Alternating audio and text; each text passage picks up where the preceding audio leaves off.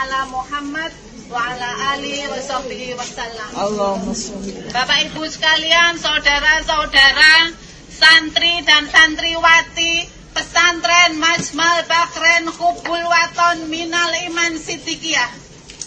Kita hadir di sini dengan tujuan yang sangat jelas bahwa kita ini sedang membela Siddiqiyah, membela pesantren Majmal Bakren Siddiqiyah yang telah dinodai, yang telah dilecehkan, yang telah dihina dengan berbagai fitnah dan juga rekayasa kriminalisasi terhadap pesantren kita ini.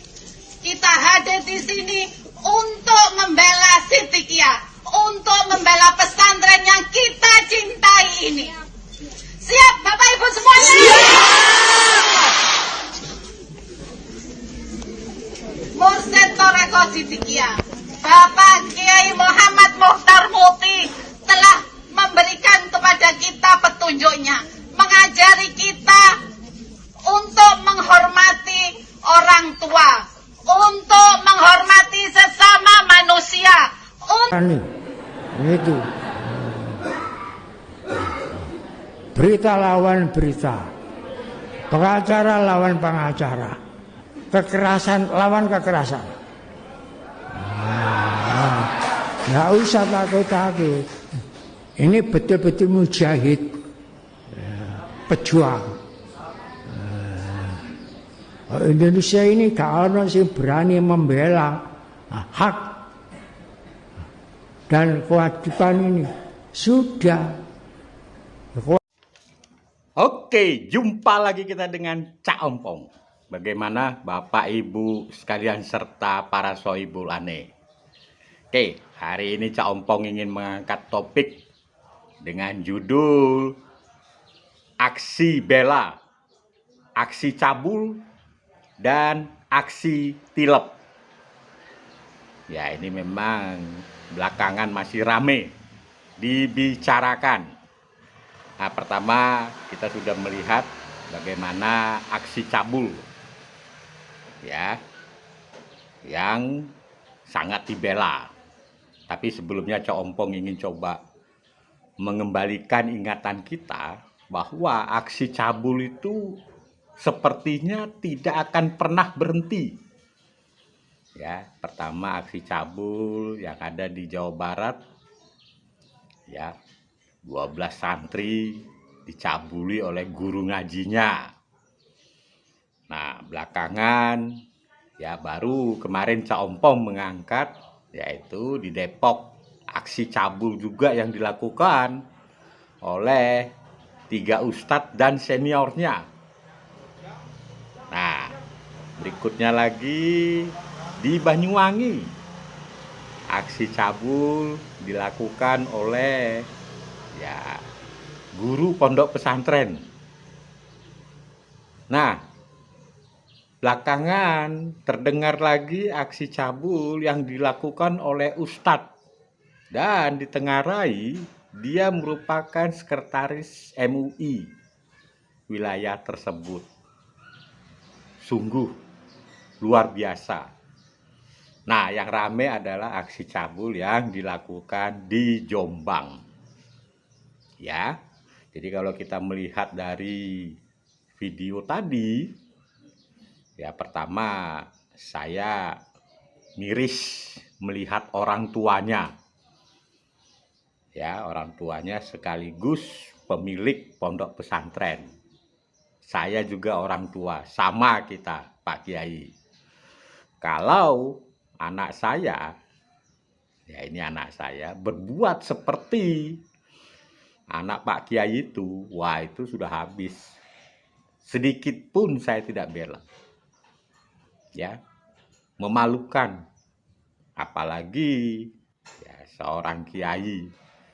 Ya kan, seorang kiai itu kan bukan hanya ucapan, tapi perilaku keluarga itu menjadi sorotan. Ya, kalau saya seperti Pak Kiai, anak saya itu sedikit pun saya tidak bela. Malah saya hajar. Ya, jadi saya sama sekali tidak membela Yang kedua, saya melihat para santri ya dan orang tua santri itu membela perilaku ya anak kiai ini yang sudah berbuat cabul terhadap santrinya. Nah, itu saya juga lagi mikir tuh, kok bisa ya? Sudah berbuat cabul terhadap santri, tapi para santri di situ membela si anak pemilik pondok pesantren ini. Jadi aneh. Ya. Pertanyaannya, mungkinkah ya kasus percabulan santri di pondok pesantren itu akan hilang? Tidak mungkin. Tidak mungkin. Karena apa? Karena ini kita bela terus. Bahkan santri yang ada di situ ikut membela. Saya tidak tahu tuh cara berpikirnya seperti apa itu kok seperti itu. Nah, yang kedua, ya, aksi bela, aksi tilep, ya. Jadi dua topik yang saya angkat ini memang sedang ramai dibicarakan orang. Ya, aksi cepat tanggap di mana uangnya ditilep para pengurusnya. Bukan hanya sekedar ditilep ya untuk keperluan pribadi. Nah, ditengarai mengalir ke para istri muda. Jadi netizen kadang-kadang konyol. Sudah uangnya ditilep masih berurusan dengan selakangan. Ya kan? Nah, itu ditengarai juga untuk kegiatan-kegiatan yang sangat membahayakan. Ya, ini menurut pihak yang berwenang. Artinya apa? Untuk mendukung pemberontakan, teroris yang ada di dunia luar. Nah, kita lihat bagaimana tokoh-tokoh membela ACT. Ya, pertama yang kita lihat adalah Fadlizon. Ya, bapak yang satu ini dijulukin oleh warganet disebutnya si buntal.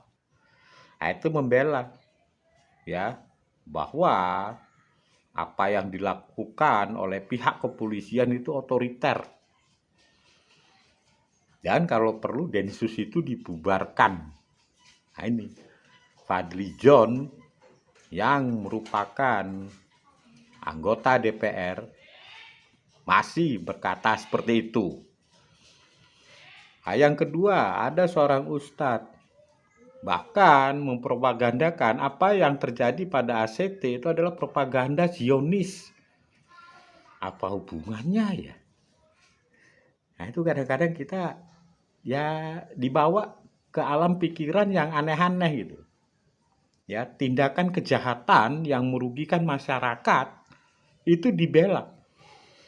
Bukan hanya itu saja, Sekjen Syariat Islam ya yang mengatakan seolah-olah ACT itu melakukan tindakan kriminal. Nah iyalah, kalau enggak kriminal masa berurusan dengan polisi. Nah, partai cepat-cepat cuci tangan ya. Salah seorang pengurus PKS mengatakan bahwa tidak ada kaitannya PKS itu dengan ACT. Ya kan? Ada lagi yang mengatakan bahwa pencabutan izin operasional itu adalah keputusan yang tergesa-gesa. Ya. Jadi kalau kita melihat kasus-kasus kejahatan yang ada di Indonesia itu tidak pernah berhenti atau ada efek jerah karena ada yang membela. Seperti tadi aksi cabul, bagaimana orang tuanya membela anaknya yang telah melakukan kejahatan. Bahkan membolak-balikkan fakta. Ya, bahwa itu adalah fitnah. Ya, padahal menurut informasi anaknya itu luar biasa bejat. Ya, melakukan pencabulan. Ada yang sampai ya punya ruangan khusus untuk menikmati santri. Ya, kadang dipaksa untuk bermain 3 orang. Waduh. sudah persis kayak di film porno. Ya, sudah diihi-ihi masih dilempar lagi.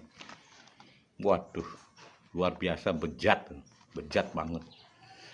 Nah, sekarang pertanyaannya, ya, kenapa kasus-kasus seperti ini tidak pernah berhenti, ya kan? Karena kalau menurut saya, ya, kasus ini itu banyak yang membela. Mungkin punya kepentingan di balik itu. Ya. Sehingga sulit. Dan kalaupun itu terbongkar, itu kasus itu sudah cukup lama. Ya. Jadi seperti kasus yang ada di pondok pesantren itu tidak serta-merta kejadian baru sehari 2 hari. Itu sudah bertahun-tahun dan terbongkar. Demikian juga ACT. Ya, aksi cepat tilep. Nah, itu juga gitu. Sudah lama baru terbongkar. Oke. Nah, pertanyaannya ini, mungkin Cak Ompong ingin mengajukan pertanyaan.